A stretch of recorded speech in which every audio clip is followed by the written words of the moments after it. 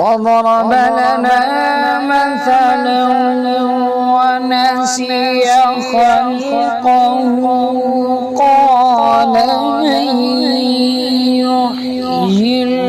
العظام وهي رميم قل يحييها الذي أنشأها أول مرة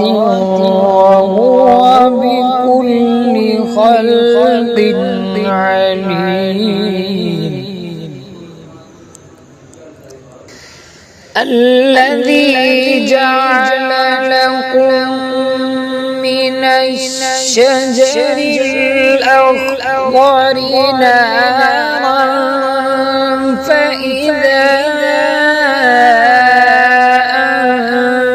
أنتم منه توقدون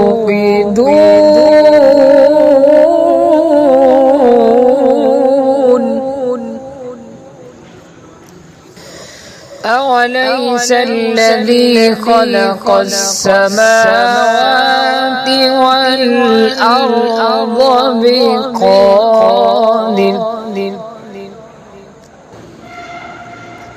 أوليس الذي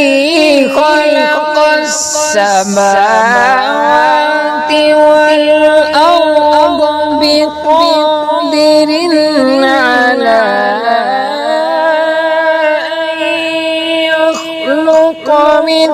مثلهم بلى وهو الخلاق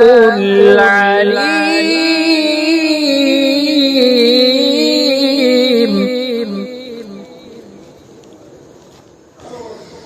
إنما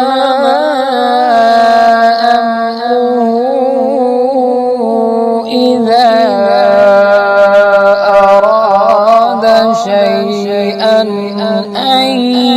يقول له كن فيكون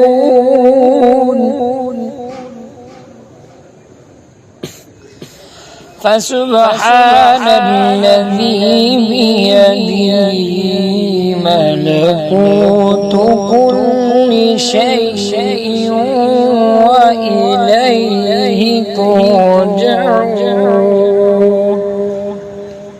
صدق الله العظيم.